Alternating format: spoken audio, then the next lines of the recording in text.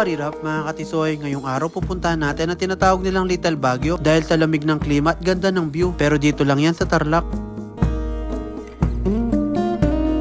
At habang nasa biyahe, may nadaanan tayong spot kung saan para kang nasa New Zealand.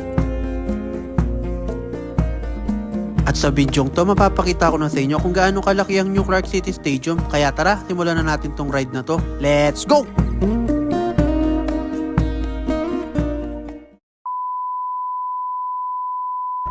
Good morning mga soy, time check natin is 5:51 pa lang ng umaga. Medyo late tayo aalis ngayon para nga maliwanag sa daan at para na din maipakita ko sa inyo ng maayos ang stadium ng New Clark City dahil pinangako ko nga sa inyo ito nung last vlog ko na nagpunta tayo dito. Pero bago tayo pumunta doon, kailangan muna natin magpagas sa Petron.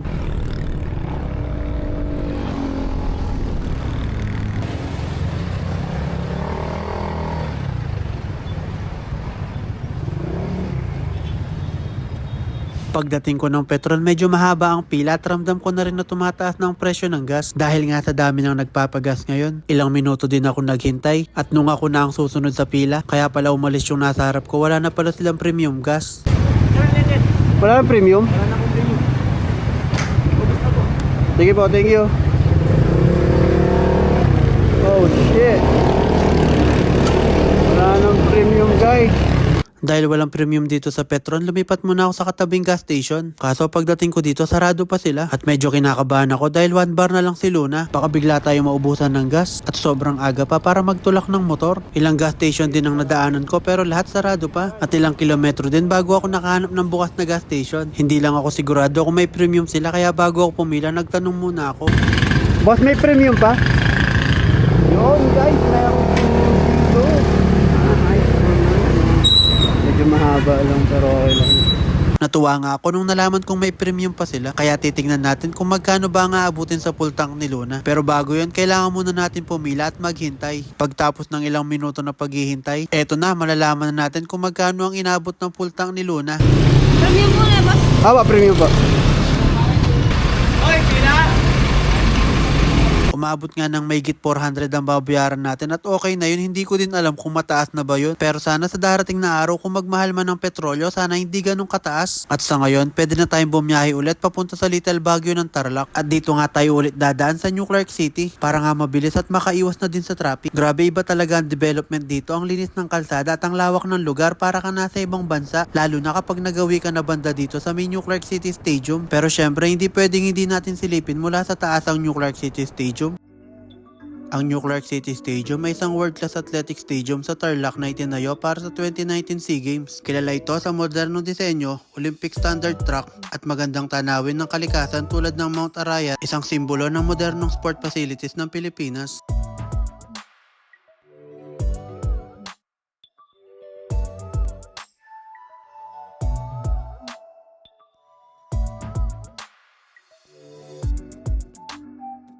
At dahil napakita ko na sa inyo ang ganda ng stadium ng New Clark City, nag-exit na rin ako dito sa may O'Donnell Road. At pag-exit ko nga, nagkanan lang ako. Kapag nakita mo na nga ang gas station ng Petron, kakaliwa ka naman. At ang alam ko, ito lang ang pinakadaan dati papunta ng Monasterio de Tarlac. At dito babaybayin lang natin ang kahabaan ng Cuangco Road. Hindi naman ako nainip dahil taganda ng view at ng daan hanggang sa marating natin ang bayan ng San Jose. Paglagpas nga natin ng arko ng San Jose, mas lalong lumapad at lumuwang ang daan. Medyo papalapit na nga tayo sa kabundukan. Habang ini-enjoy ko nga ang daan, bigla akong naalala na wala pala akong nadalang kape. Kaya huminto muna tayo sa tindahan na to at bumili tayo ng kape. Hindi rin ako nagtagal kaya bumalik na din ako sa biyahe agad. Hanggang sa marating ko nga ang kanto na kailangan ko ng kumanan. At ang pakaliwa naman ay papunta ng Monasterio de Tarlac. At pagliko ko nga, nadaanan ko naman ang Lubigan Bridge at nasa ilalim nga nito ang Lubigan River. Ang isa sa dinadayo rin na ilog dito sa Tarlac. At pagtapos ko nga doon, sunod kong binaybay ang San Jose Mayantoc Road. Medyo paahon at makurbada na ang daan dito na talagang na-enjoy ko.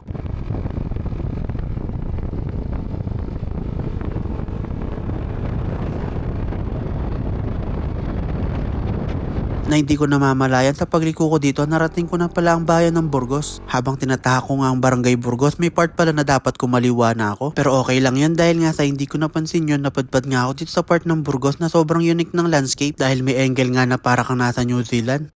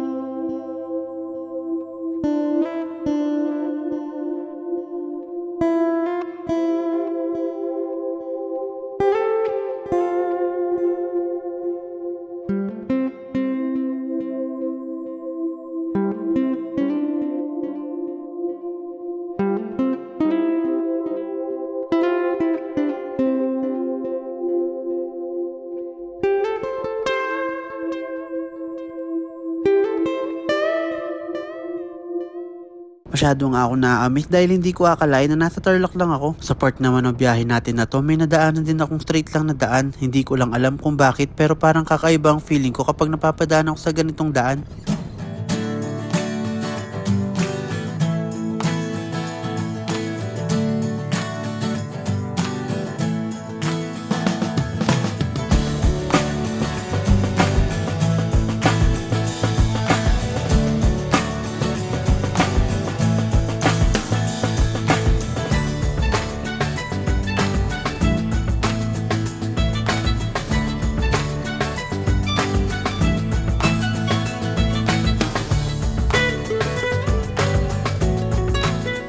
Dito nga magsisimula na ang puro ahon na daan. Ilang kilometro din tayo nakipaglaro sa kurbahan na malabagyo ang daan. Lumalamig na din ang simoy ng hangin. Idagdag mo pa ang mga puno na nakapaligid sa daan.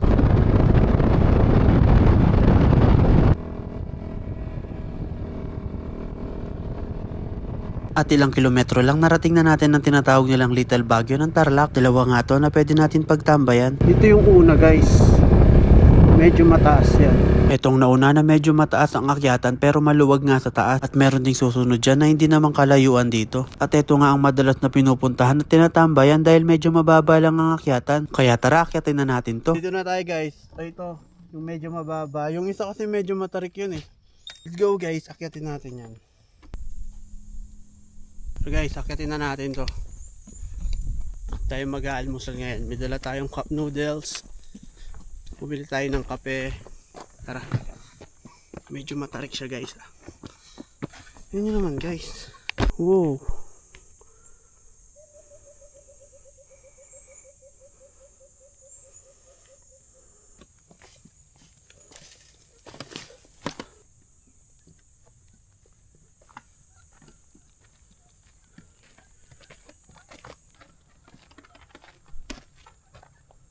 Wow. Ang ganda guys. Tignan nyo naman. Solid. Parirap mga katisoy. Nandito tayo ngayon sa Little Baguio ng Tarlac. You know. Ayun si Luna. Mag-isa lang siya. Pumunta tayo ng weekdays para ngayon wala tayong kasabay ma-enjoy natin. Yun guys oh. Ayun yung fine tree. Sarap guys. Para ka nasa Baguio talaga. Literal na Little Baguio. Ganda. Pero ngayon magpapainit muna tayo ng tubig para sa cup noodles natin.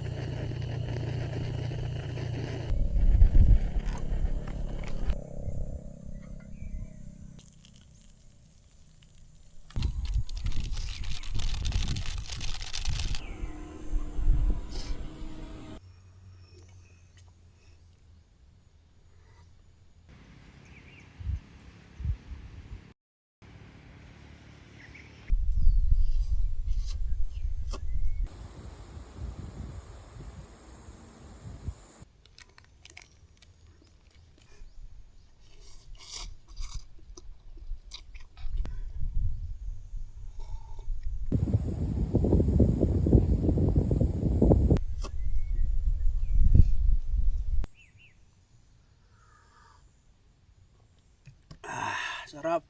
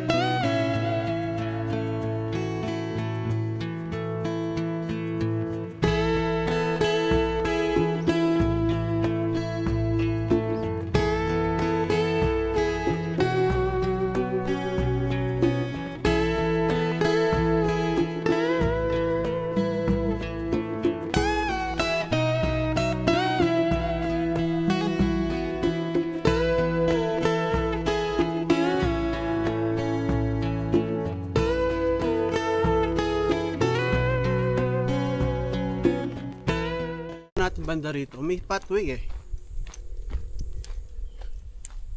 Wala na lang sanang ahas.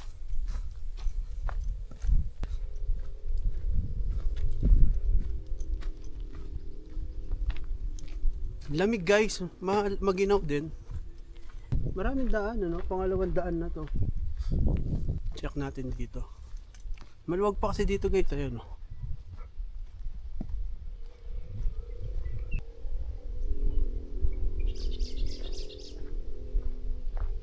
So hanggang dito na lang ako guys. Hindi na ako pupunta banda doon. Hindi na ako pupunta banda doon. Medyo malayo na kasi yung gamit ko. Yeah, tingnan na lang natin sa drone kung ano pang meron banda ron. Pero feel ko wala na. Kasi masukal na lang doon. Pero ang lamig guys, grabe. Tingnan nyo naman.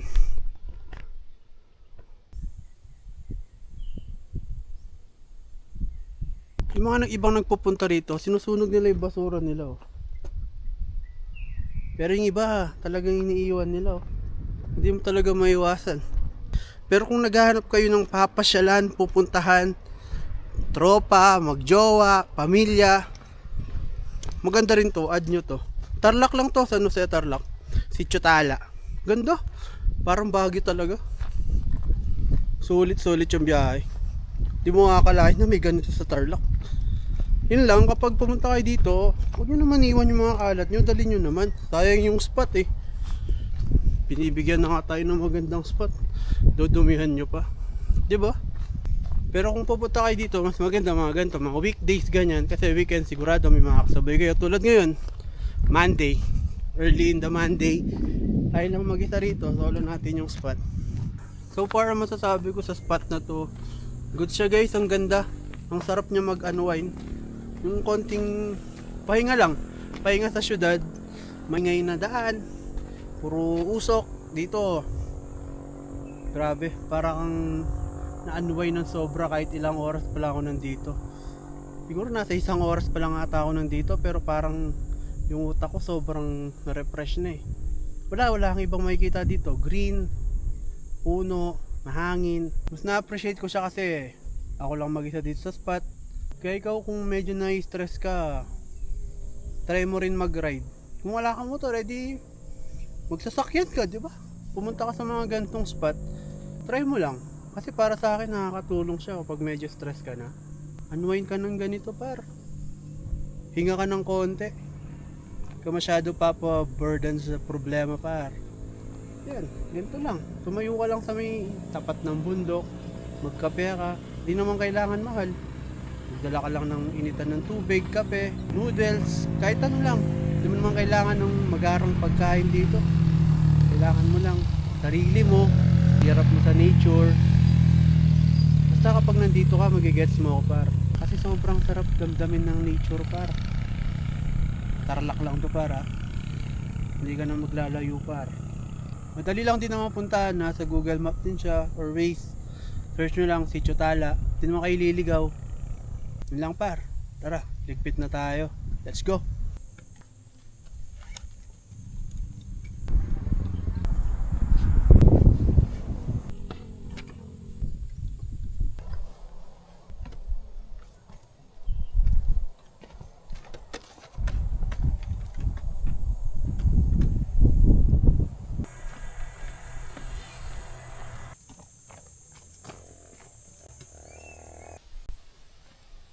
Pagkatapos ko nga dito sa Little Baguio na San Jose Tarlac, hindi pa ako umuwi dahil medyo na-curious nga ako kung ano pa bang meron pagtapos neto. Kaya sinubukan kong baybayin pa ang mala Great Wall of China na daan dito. At dito sobrang tarik na pababa nga yung daan, kaya kung magbabanda ka dito, dapat kondisyon ng preno ng motor mo. Dahil sobrang pababa to, hindi lang siguro masyadong halata sa video. At habang pababa nga tayo, may nadaanan tayong biglang liko. Paglagpas nga natin sa paliko na parang letter C, may nadaanan naman tayong tulay na may malinis na ilog sa baba. Hanggang sa umabot nga tayo sa part ng daan na hindi ko na alam kung pwede pa bang magpatuloy. Mukhang di na pwede dito guys. Mukhang private property. Pero dahil hindi tayo sumubok, mas minabuti ko na lang na wag na tumuloy, kaya bumalik na ako at nagdesisyon ng umuwi. Kaya in-enjoy ko na ang daan pa uwi, kaya hanggang dito na lang muna mga katisoy. Salamat sa pagsama nyo. Yun lang, like and share. Share!